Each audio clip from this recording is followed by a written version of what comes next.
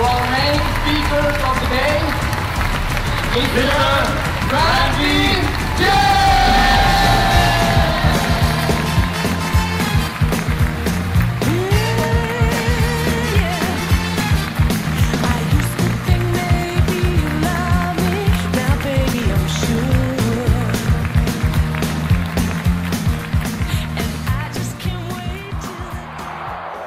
Okay, what is the smart thing to do here? Do I try to defend myself? Because I've been trained in that. I studied Kung Fu for a long time. But you're saying, what's the money worth? Is it? So I'm saying, just give him, and you know, he's holding the gun literally at the temple of my head, right? If you get shot here, you're dead. Okay? Even if you're not dead, you're dead. Right?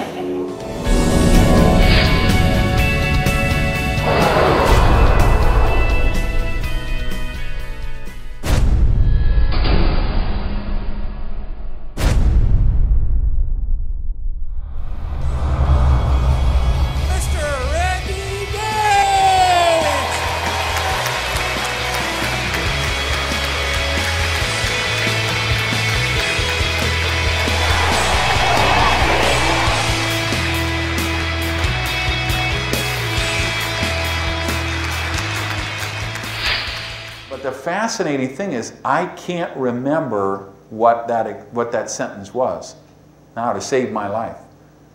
And I've been trying to remember it for 10, 12 years or something. I think my mind just closed off that chapter and said, you know, this is too painful, you don't want to go back there, we're just going to protect you from that or whatever. I mean, that's the only thing I can think of, because I can't think of what he said. But I just know he was holding the gun right down here at my abdomen, and he said this ominous thing, and then he pulled the trigger.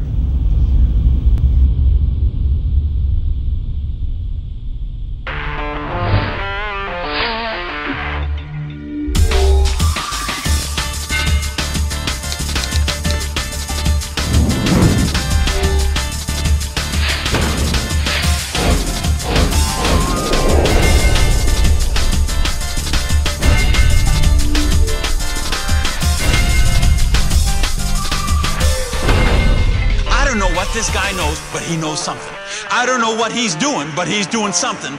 I don't know where he's going, but I want to go with him. I told you I got that call at 8:30 in the morning in Melbourne. Well, I got the other one, which was from Bruce Roth, who said, hey, we got a couple thousand people. They're going to be in Dallas. They're in the newest Way to Wealth team. We got some changes going on. We got bold new horizons in front of us. We got lots of things we could do. I said, but what do they need to hear, Bruce? Then I talked to the president's team. I called some other leaders who were very gracious and spent some time with me. And they all got back to that issue of belief. They pretty much tell me the same thing. Yeah, you know what? They're sold on the products. We got people lost 50 pounds, 60 pounds, 80 pounds, 100 pounds, 200 pounds. We got people lost 400 pounds. They know these products work. They lowered their blood pressure. They got rid of their cholesterol problem. They got, you know, products aren't an issue. Company's not an issue. They believe in the company. They believed in Mark Hughes. See, Mark isn't here anymore, but look at the legacy he left.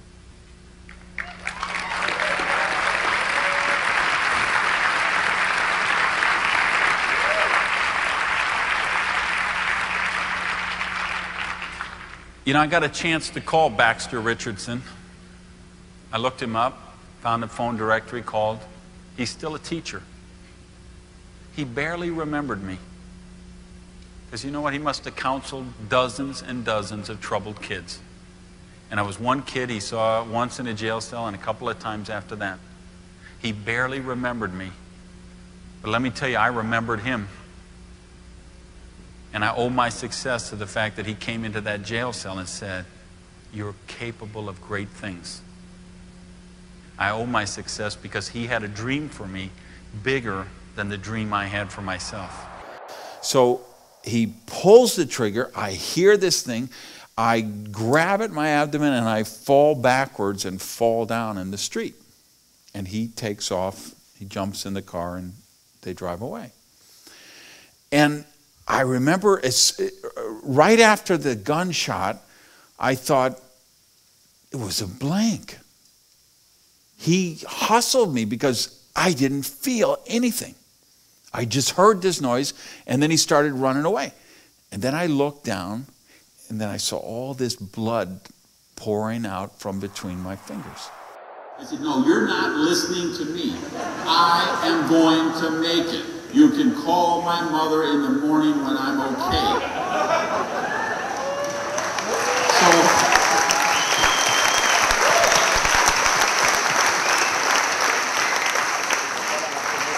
they finally bring in 6 doctors to argue with me. 6 doctors to tell me I'm going to die and they need to call my mother.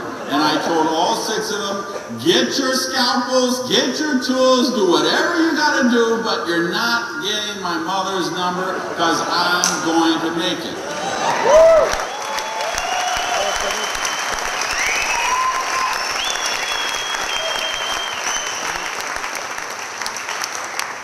Now, some of you smarter people in the auditorium, you've already figured out I made it.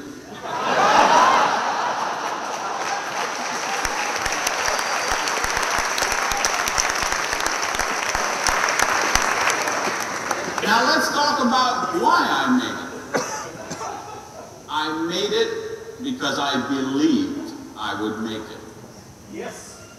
Do you really get that? Yes.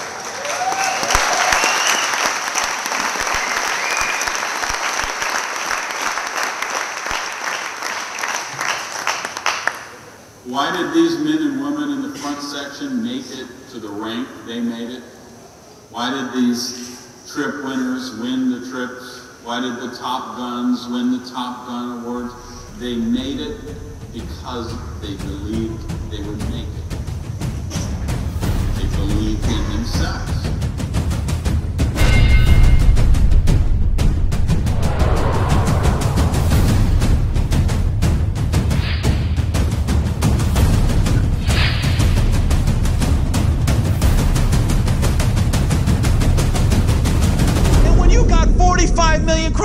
You're not begging people, oh, would you please join me? Please, I need you. You're not begging people. You're not crying for people. You say, I got 45 million kronor. Do you want it? No. You want it? No. You want it? You, I can help. You own it. You know what you got.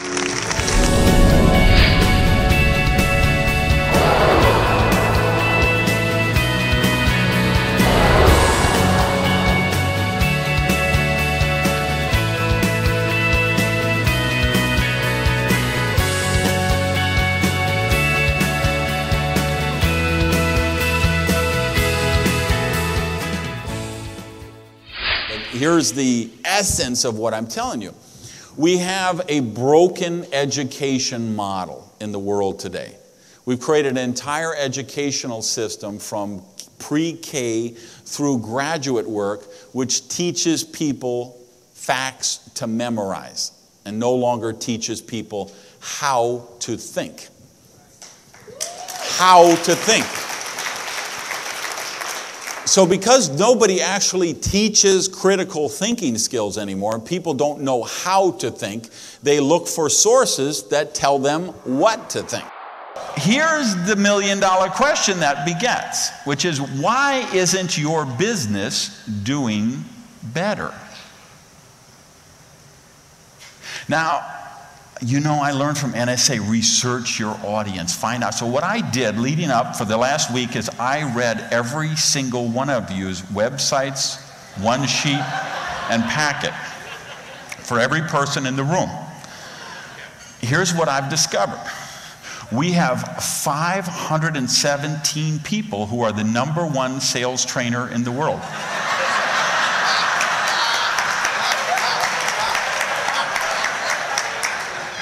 So why can't you sell more of your speeches? We have 893 people who are the preeminent motivator in the galaxy.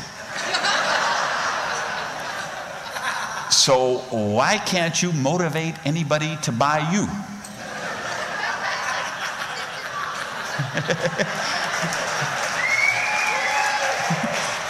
And we have about 312 people who claim they can actually move mountains with a mustard seed.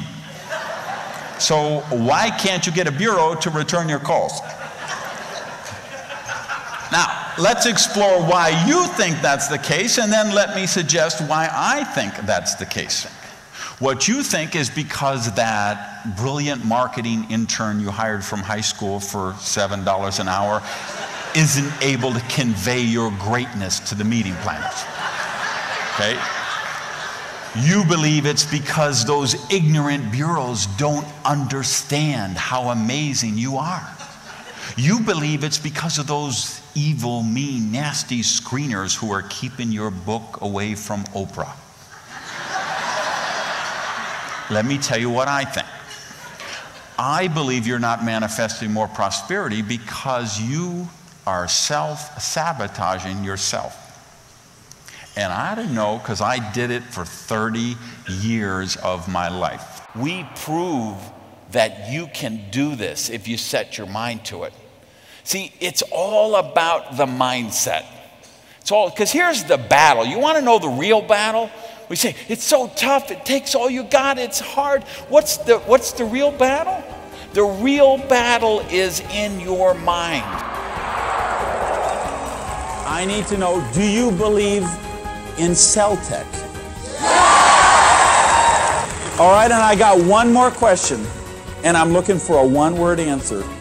And you better blow the roof off this Coliseum, because that's it, and I'm out of here. I need to know, do you believe in you?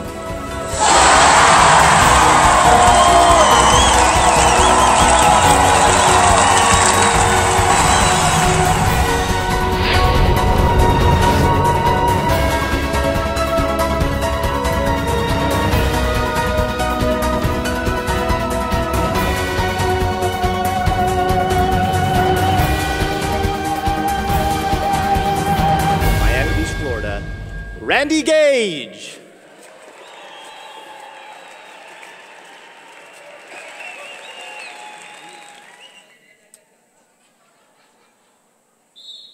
Oh, the Places You'll Go by Dr. Seuss.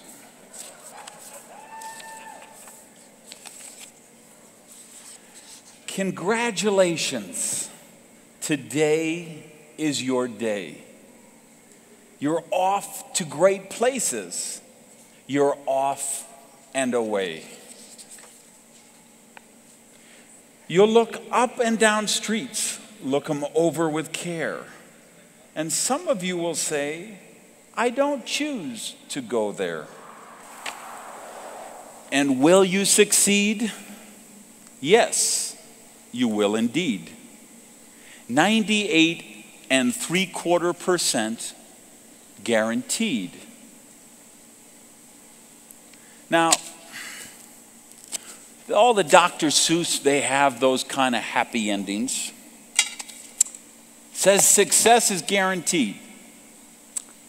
But you know what? In the real world, success is not guaranteed. But if you believe, it's a pretty good chance. If you let other people know you believe in them, it's a pretty good chance. Let me tell you one more story. Once upon a time, there was a person with a dream to be free, a dream to live a life of meaning. A dream to move from success to significance, to help others, to build belief, to nurture the dreams of thousands of other people.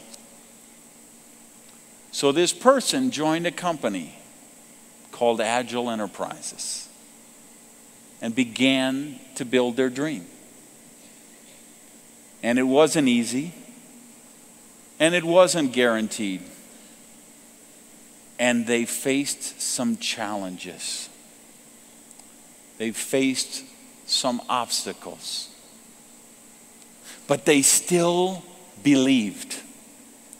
They believed that challenges were stepping stones, that obstacles and problems and challenges were just lessons from the universe that were sent there to help them develop new skills, gain new wisdom, develop more belief. So they got on a plane, or they got on a train, or they got in a car, and they went to Agile World 11 in Salt Lake City, Utah. And they spent the weekend in a convention hall filled with other people who believed in belief. And they lived happily ever after.